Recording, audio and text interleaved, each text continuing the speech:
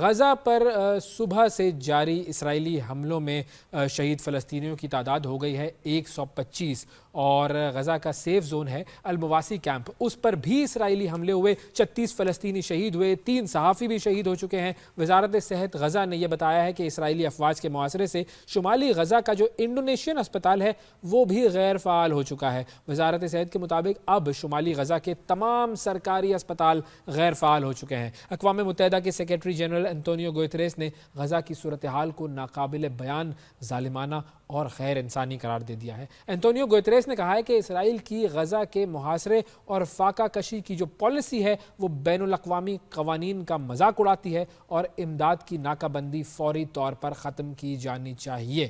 یہ تو ہے پورا حال غزہ کا اور اس پر جو ظلم کر رہا ہے اسرائیل، وہ ہم روزانہ دیکھ رہے ہیں۔ لیکن گزشتہ روز ہم نے دیکھا کہ عراق کے دارالحکومت بغداد میں عرب لیگ کا ایک بڑا اہم اجلاس ہوا، جس میں فلسطینیوں سے اظہار یکجہتی اور اسرائیلی جارحیت کے خاتمے کے لیے اجتماعی موقف اپنانے پر اتفاق کیا گیا ہے۔ 22 مسلمان ممالک ہیں اور ابھی تک یہ مسلمان ممالک یہ سوچ رہے ہیں کہ ہمیں کوئی اجتماعی لایا عمل اختیار کرنا چاہیے۔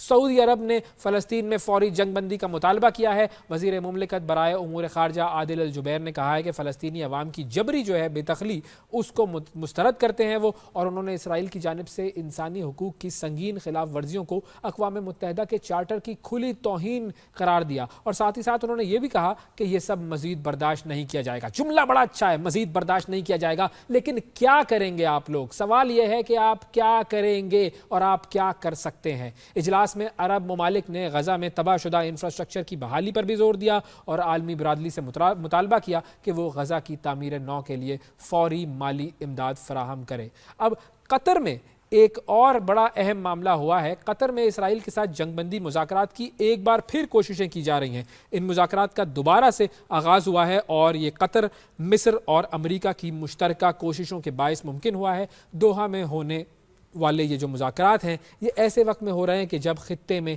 کشیدگی دوبارہ عروج پر ہے اور عالمی برادری فوری اور مستقل حل کی بات کر رہی ہے۔ اچھا، ان مذاکرات کی حماس نے بھی تصدیق کر دی ہے کہ غزہ میں جنگ بندی کے لیے اسرائیل کے ساتھ مذاکرات کا نیا دور قطر میں شروع ہو گیا ہے۔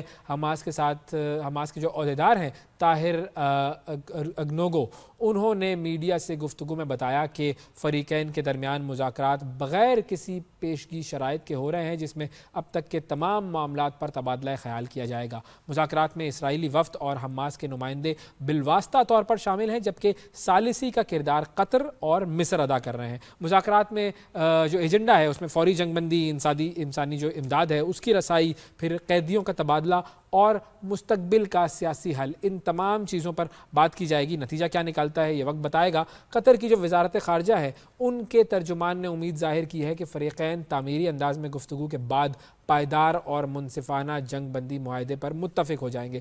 بہرحال یہ ان کی امید تو ہے، لیکن معاملہ یہ ہے کہ پہلے بھی جنگ بندی ہوئی تھی اور پھر اس جنگ بندی کو اسرائیل نے یک طرفہ طور پر ختم کر دیا تھا اور اس کے بعد حملے جاری کیے تھے، اور وہ جو حملے تھے وہ اب تک جاری ہیں۔ 2 مارچ کے بعد سے اب تک کسی قسم کی کوئی امداد فلسطین میں، غزہ میں داخل نہیں ہوئی ہے، اور یہ معاملہ جو ہے یہ اب بڑھتا چلا جا رہا ہے۔ اور اسی بڑھتے ہوئے معاملے میں ایک اور ماضی کا واقعہ ہے جس کی طرف ہم آپ کی توجہ دلانا چاہتے ہیں۔ سرزمین فلسطین سے فلسطینیوں کی جبری بے دخلی کے 77 سال پورے ہو چکے ہیں، اور اس پر لندن سمیت برطانیہ کے مختلف شہروں میں ہزاروں افراد نے ریلیاں نکالی اور نکبہ مارچ کیا۔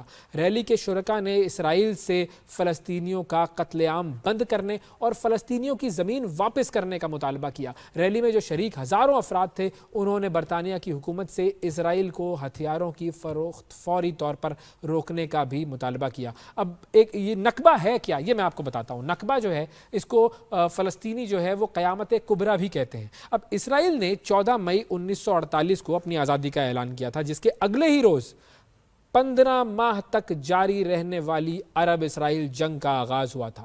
اب اس کے دوران جو صہیونی ملیشیا ہے اس نے 7.5 لاکھ سے زیادہ فلسطینیوں کو ان کے گھروں سے بے دخل کر دیا تھا، اور آج تک انہیں اپنے گھروں کو واپس لوٹنے نہیں دیا گیا ہے۔ فلسطینیوں کی جو بے دخلی ہے یہ کوئی اتفاق نہیں تھا بلکہ ایک منظم پالیسی تھی، اور یہ پالیسی تھی ایک ڈیموگرافک چینج کی، کیونکہ عرب اکثریتی علاقے کو کو یہودی ریاست میں تبدیل نہیں کیا جا سکتا تھا، تو صہیونیوں نے یہ سمجھ لیا تھا اور آج تک یہ اسی پالیسی پر کاربند ہیں۔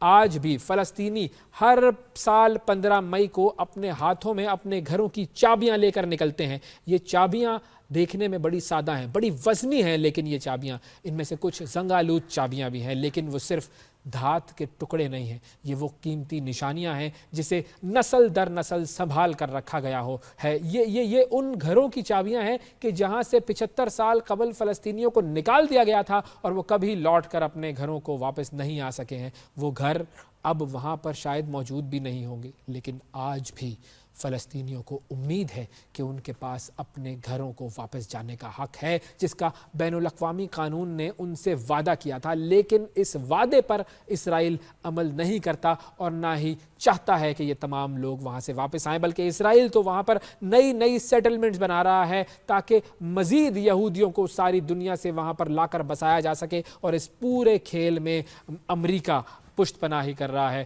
اسرائیل کی، اور امت مسلمہ صرف اور صرف اجلاس کر رہی ہے، باتیں کر رہی ہے، اور اس کے علاوہ کچھ بھی نہیں کر رہی ہے۔ آگے بڑھتے ہیں اور آپ کو لے کر چلتے ہیں امریکہ کی جانب۔ امریکی ریاست کینٹکی اور میزوری میں طوفان نے تباہی مچا دی ہے۔ طوفان کے باعث ہونے والی تباہی سے اب تک 21 افراد کی ہلاکت ہو چکی ہے۔ ہوا کے بگولوں اور شدید طوفان کے باعث لکڑی کے جو مکانات ہیں وہ ملبے کا ڈھیر بن گئے ہیں۔ 5000 سے زائد عمارتوں کو نقصان پہنچا ہے، جبکہ 3 لاکھ سے زائد صارفین جو ہیں وہ بجلی سے محروم ہیں۔ یہ جو ہوا کے بگولے ہوتے ہیں ان کو بیسیکلی کہا جاتا ہے ٹورنیڈوز، اور ٹورنیڈوز جو ہیں وہ بڑے خطرناک ہوتے ہیں، اور اس پوری صورتحال میں اب تک 21 لوگوں کے ہلاک ہونے کی خبریں ہمارے سامنے آ چکی ہیں۔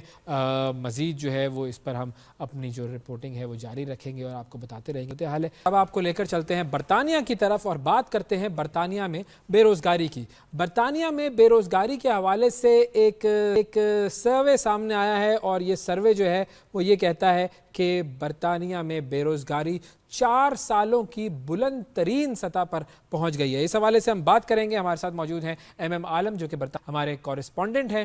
اور السلام علیکم ایم عالم صاحب۔ سر میں آپ سے پوچھنا یہ چاہوں گا اس کے بارے میں جو سروے ہمارے سامنے آیا ہے، آفس آف نیشنل اسٹیٹسٹک کا یہ سروے ہے، اور یہ سروے جو جاری ہوا ہے اس میں کہا یہ گیا ہے کہ برطانیہ میں بے روزگاری تقریباً 4 سالوں میں بلند ترین سطح پر پہنچ گئی ہے۔ اب اس کی بنیادی وجہ کیا ہے؟ جی ہاں، برطانیہ میں 2021 کے بعد 4.5% جو ہے وہ بے روزگاری میں اضافہ ہوا ہے۔ کرونا کے بعد بہت سارے بڑے بڑے نامور ادارے جو ہیں وہ شٹ ڈاؤن کر گئے، اور خصوصی طور پر یورپین جتنی بھی کمپنیز تھی وہ یہاں سے وائنڈ اپ کر کے چلی گئی ہیں، اور اس کے بعد یہاں پر بڑی بڑی کمپنیاں بند بھی ہوئیں، اور بہت ساری کمپنیز جو ہیں انہوں نے کٹس لگائے۔